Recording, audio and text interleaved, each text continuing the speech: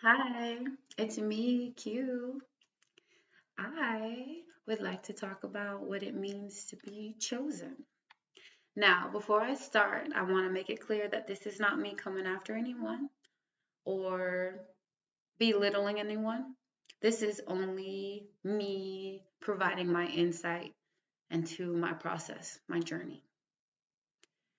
To begin, growing up, I must say, no matter how brilliant I was, how outgoing I was.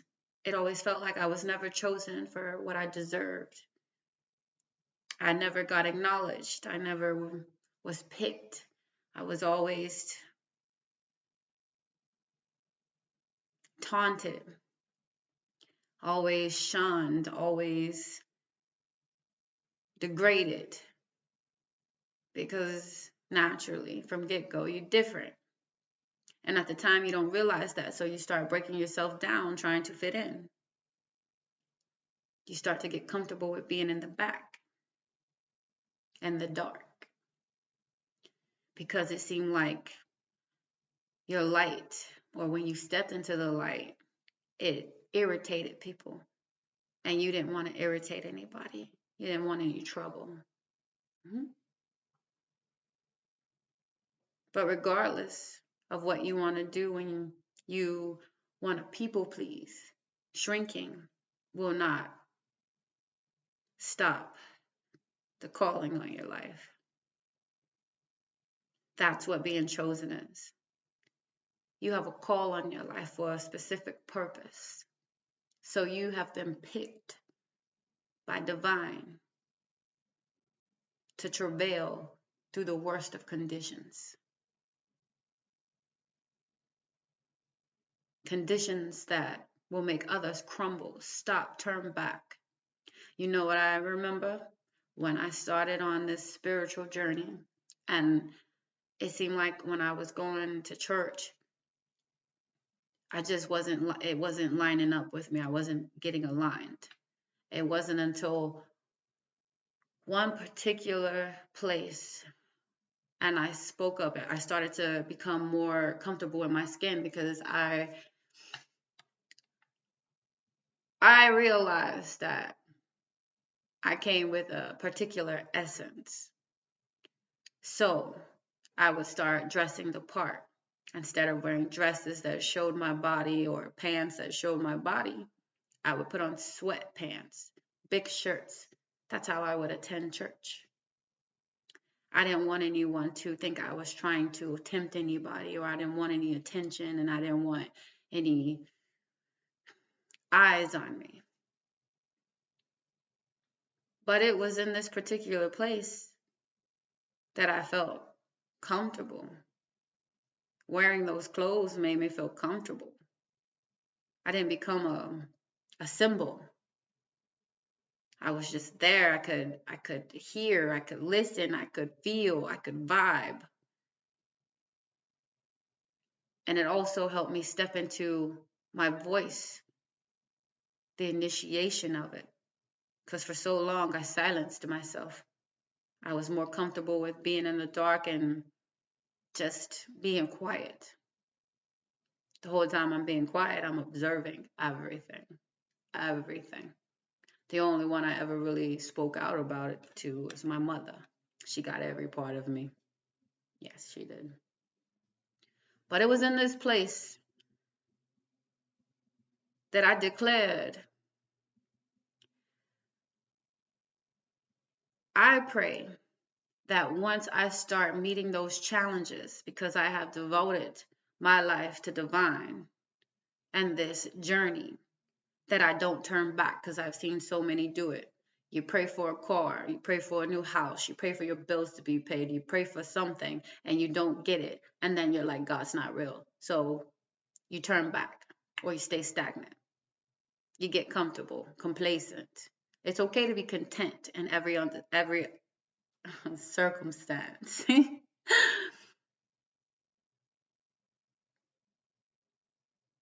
But you can't stop.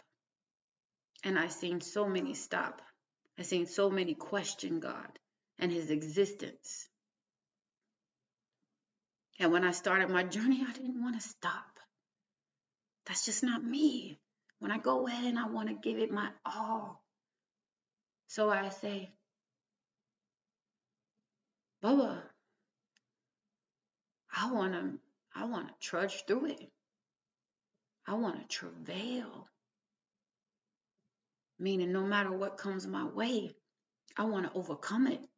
I want to see the beauty in it. I want to learn how to accept it and let it go. Because I've seen so many waver when that image starts to be touched. When you no longer look like a Christian. When you no longer look like you have God. Nobody ever takes the time to actually see what that process is. It's the stripping of the worldly things, the things that were not provided by divine, the things that are used to cloak you, the things we use for false security, false confidence. They start to be stripped. And then you have to deal with people saying, well, what she got going on? I thought she's supposed to be one of God's people. Why is that happening? What is going on? She's going through a lot. Yeah, I'm going through war. I pledge to be about God. Therefore, I'm a target of life. Not because I'm hated by life, but because life is preparing me for my destiny, my purpose, that a lot of us never make it to because we're afraid of going through that process, that stripping. We're afraid of going through that pressing because of what does it look like to other people. That's what chosen is being. Like, you're blazing a new path, a path that's less traveled. It's not traveled. People don't choose that. Once you start stripping things from people, they stop, they cry, they turn to alternative methods to hold on to that image, that thing. I did it. When life started coming for the things around me, the people around me, I'm not saying it didn't hurt. I'm not saying that I didn't cry, but I cried with purpose. I cried to heal. I cried to overcome. I cried to understand. I cried to move forward. I cried to get through the darkness so that my light can be shown. Because you ever had this beautiful spark inside you that seemed like it was being suppressed? This gift within you that you just wanted to share, you just needed to share, but it seemed like it was being suppressed. And the more it's being suppressed, it's just not fulfilling to you. Nothing's fulfilling. So I chose to keep travailing. And it made me look cold-hearted. It made me look like I didn't care about anything. But that's part of the process. I had to learn how to detach from the expected outcomes. I had to detach from an image, detach from what people thought about me in order to persevere, to overcome, to win. And at the time, at first, it was excruciating pain. Ooh, was it? And then somewhere along the journey, something clicked in me. Stop resisting, excuse me. That was confirmation. Stop resisting and trust God. Anytime something came up against me and it seemed out of the ordinary, out of nowhere, I leaned further into God, whatever that may look like. Reading your word, talking to Him, walking in nature, breathing, grounding, singing, dancing, releasing that energy that is being evoked in you, but releasing it with intention. And I was always sacrificing my energy to the divine. Yes.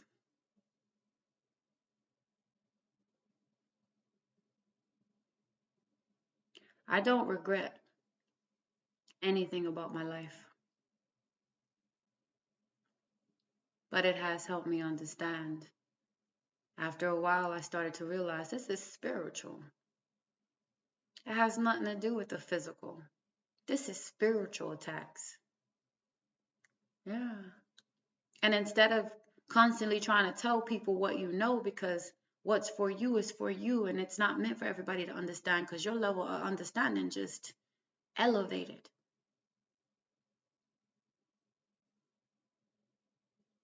There's a lot of things within you that just have awakened, and you can't explain it, so you're trying to make sense of it. That's what chosen's being about, being misunderstood. Not only by external perceptions, by yourself. Having people speak over you, for a period of time in your life, naturally, when you don't understand something, you start to put labels on it. After a while, I stopped. I paused. And I had to be redirected. I had to transform the way I was thinking. How do I do that? What's going on? That's how. Start asking questions and not asking people questions. You turn within. You reflect. That's what chosen is being about. I committed to my journey, no matter what it looked like, how it felt. And I committed to it with patience, diligence, ambition, determination. Because after I went through a few things that took me to my knees, I stopped getting back up because I remained in that posture. Yes. I became battle ready. So at this point, after going through so much,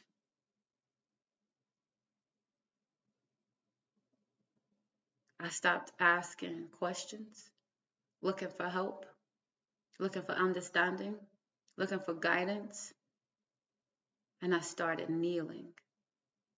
And kneeling doesn't necessarily mean on the floor in the physical. It's a mindset. Our altar is a mindset. My altar stays with me. I'm constantly laying things at my altar. Yes, it's a mental aspect. Being chosen means you're a trailblazer. There is something you have been picked for.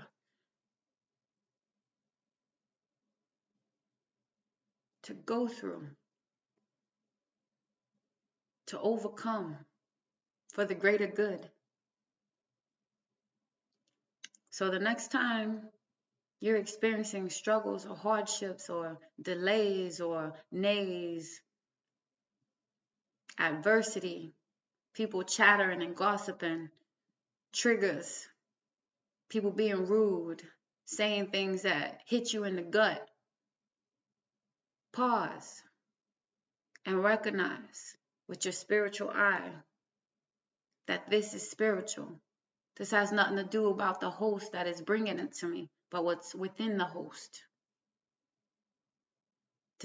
The situation, this thing, this circumstance is being used to come after me and the promise that's within me, the anointing that's on me, because I am a threat to the spiritual realm,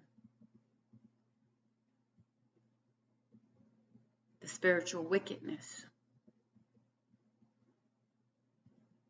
And the more you learn, the more that God revelates to you. He opens doors. I could not begin to tell you how much has been blessed upon my life from me travailing as a chosen one. It seemed like a burden at first, but every time you overcome a situation, a circumstance, you're gifted a reward, a skill. There are so many that a lot of us don't even know about. We know about the basic ones. And I know everybody has it's like a controversy about what it's termed and what's accepted.